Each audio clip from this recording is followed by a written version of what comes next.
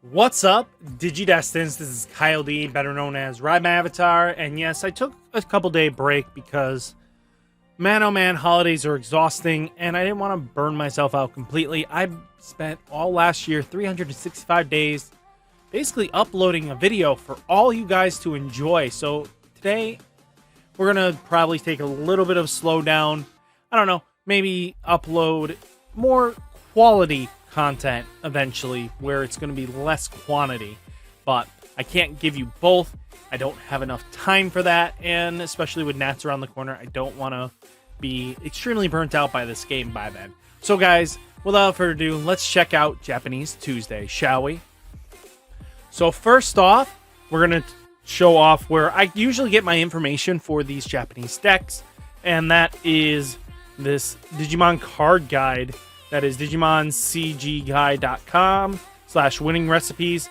It keeps a decent track record of what the JP is actually doing, and it's a very interesting way of knowing how many decks are what's been used.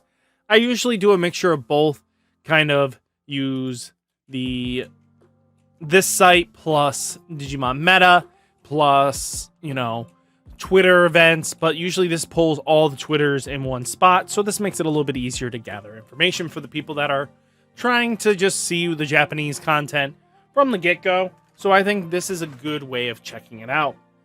And then next, let's get into the meta breakdown, shall we?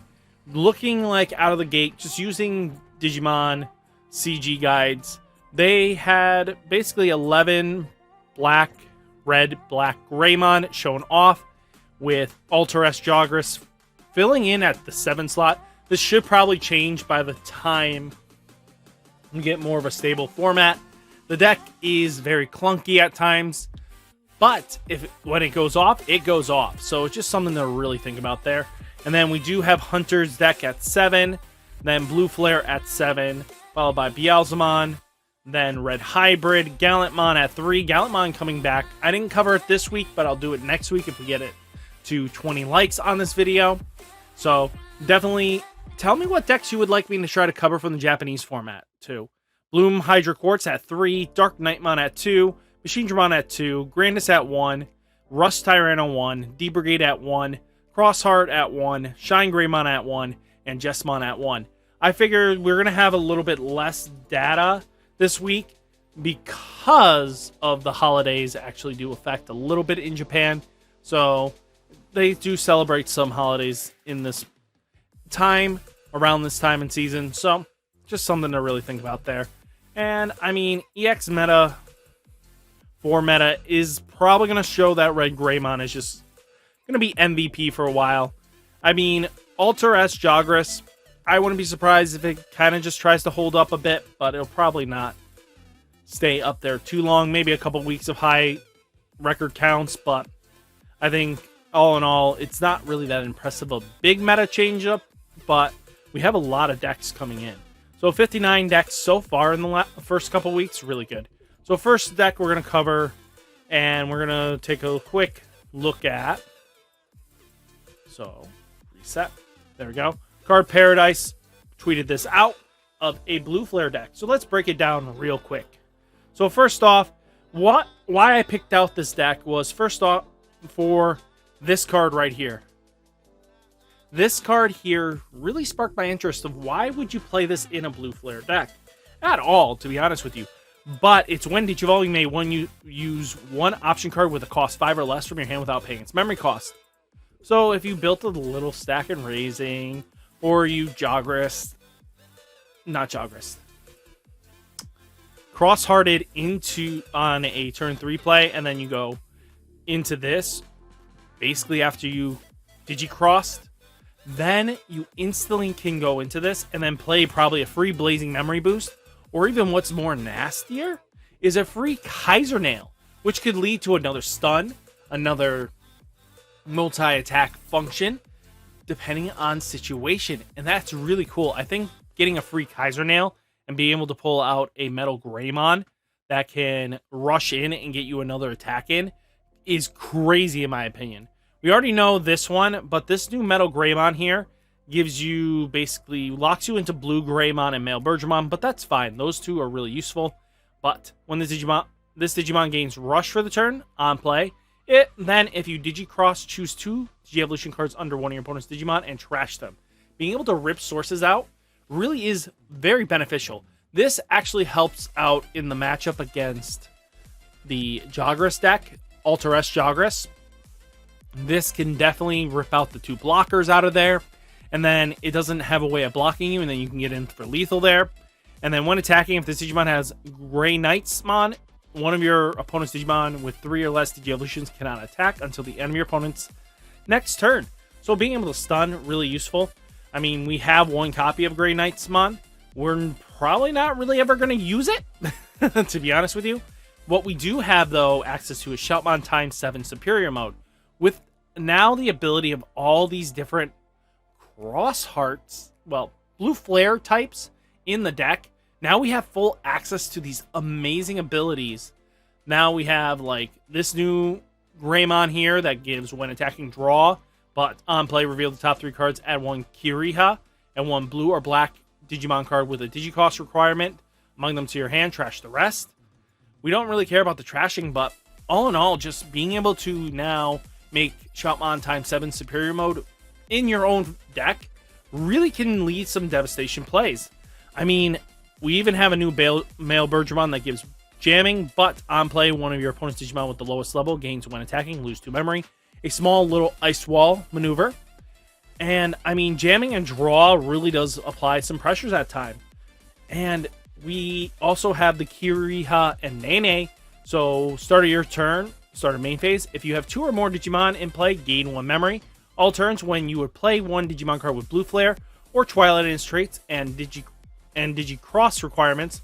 By suspending this tamer, you may place 1 card from under your tamer and 1 from your trash as a Digi-Evolution cards for its Digicross. So pieces we lose in trash now have some value to us.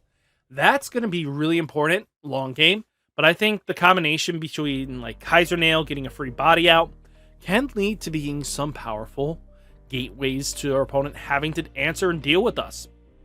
So I'm not surprised on this. Even the new Gaussmon. Here is your turn. When you play a card with Blue Flare in its traits, draw a card. When you would play a card with Twilight in its traits, return 1 card with a Digicross requirement from your trash to your hand. So, I mean, being able to draw cards because you're just playing your deck naturally is really helpful. And all in all, I think the deck is really good. And I wouldn't be surprised if we see it more topping. Next one we're going to talk about, though.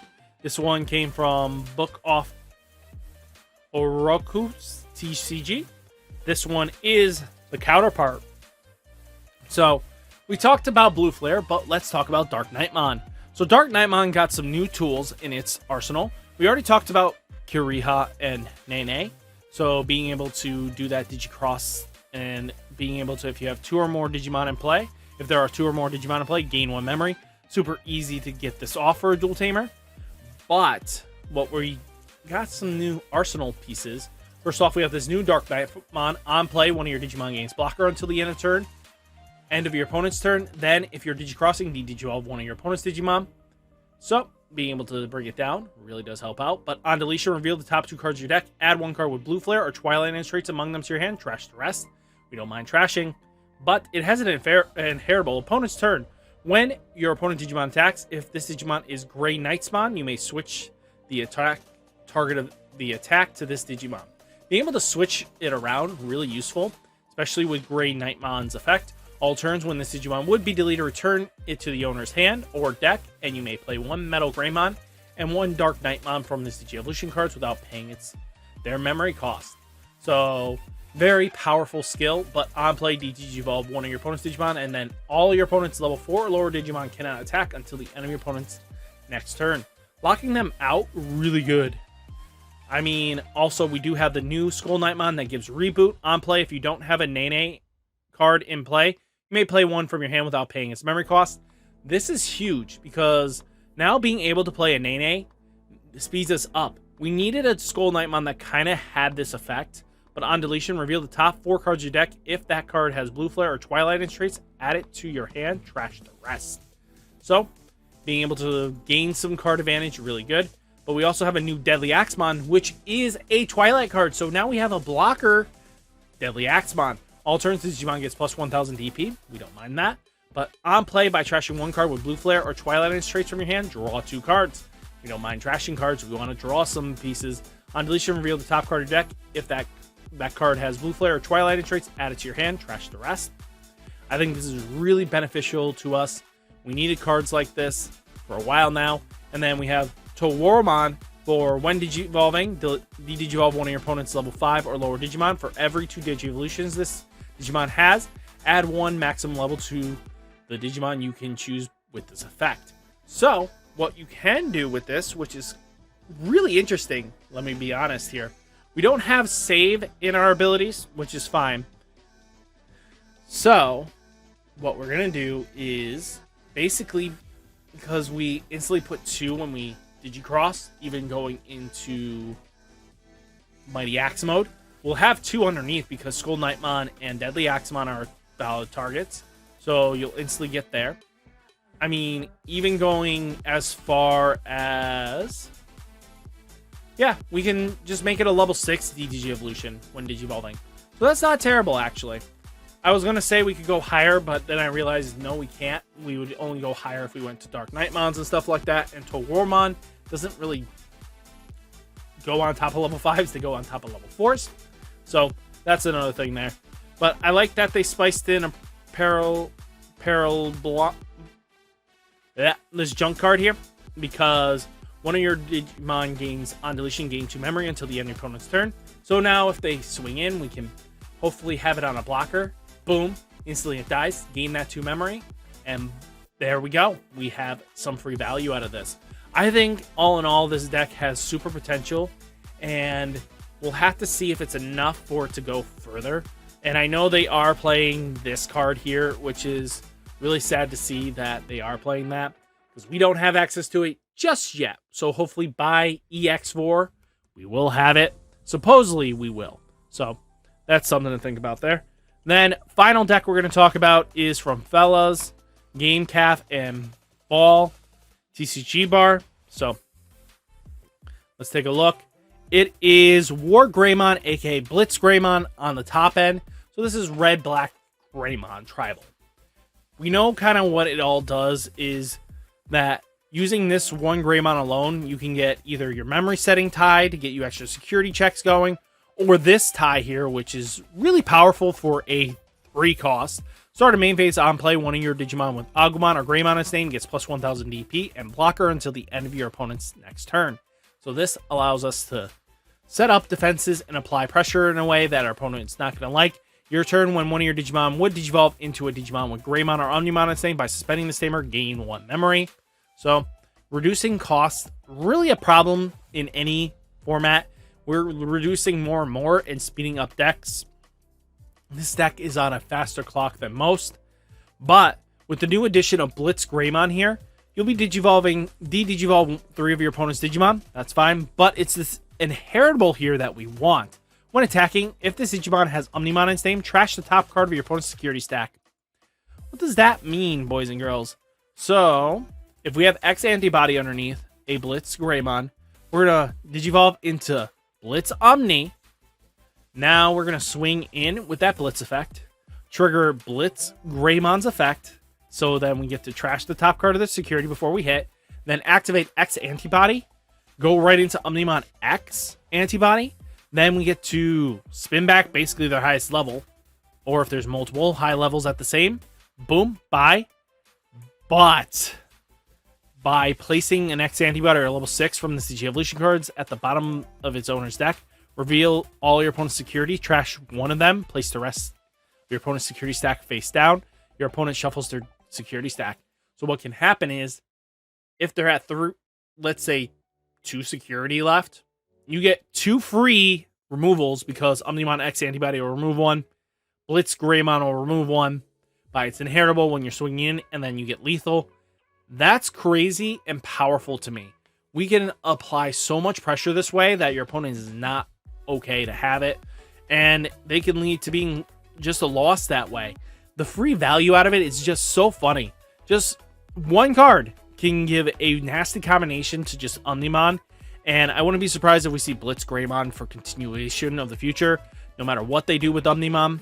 And then we do have War Greymon here. That's when Digivolving, this Digimon gets plus 3000 DP at reboot until the end of your opponent's turn. It has Raid, so it can redirect to their unsuspended Digimon. All turns, when a Digimon attack target is switched, unsuspend this Digimon. So it gets a one-time deal of unsuspending. So if you block, that's a switch, gets a restand, and still has blocker, gets 2 blocks guaranteed out of it on a 12K body. Really, really nasty. And they get bigger because of all the inheritables, because this Greymon here gives 1000 DP, so does this Agumon. The Agumons are basically straight up searchers now, and you're sticking with that. Greymon X antibody just reduces when you go into Metal Greymon here, or even Metal Greymon X antibody, especially if you're going to walk into DDG evolutions. They can't do anything, or reduces DP. Minusing DPs kind of gets out of it, so it gets really interesting really quickly. And I mean, hey, and also this, opponent's turn, when a Digimon becomes unsuspended, if the Digimon name contains Greymon or Omnimon, trash the top card of the security stack. So even if they're at 3 and you have Metal Greymon X antibody, plus Blitz Greymon, plus Omnimon, because Omnimon's going to restand, instantly free oh wait, sorry, opponent's turn. Nope, never mind. But on your opponent's turn, because you'll be unsuspending with blocker and reboots shenanigans, you'll be able to do that. I caught myself on that one. Sorry about that. But all in all, the deck's going to be crazy powerful, and it's not going anywhere. This deck is setting standards no deck has yet to reach. This is now equal to being 3 formats now, where Greymon, Red Greymon has dominated in capacity. Yes, BT11 was just regular Greymon. Well, Black War Greymon. This one's now War Greymon with, you know, there's a possibility of playing Black War Greymon still. But now we're now in 3 red-black Greymon-esque decks in a row. That's only really changed its top end and maybe changed up the middle, just because the new Greymon and Metal Greymon and Agumon are just that vital to the strategy, and we get free tie value. Just all in all, good stuff going around. So I think we're going to see some crazy shenanigans going on going forwards. And guys, what did you think of Japanese Tuesday? Let me know down in the comments. Really helps the video thrive and push out to many content viewers that want to view content like this. So guys, hit that like button, hit that subscribe button, and I'll catch you in the next one. Peace!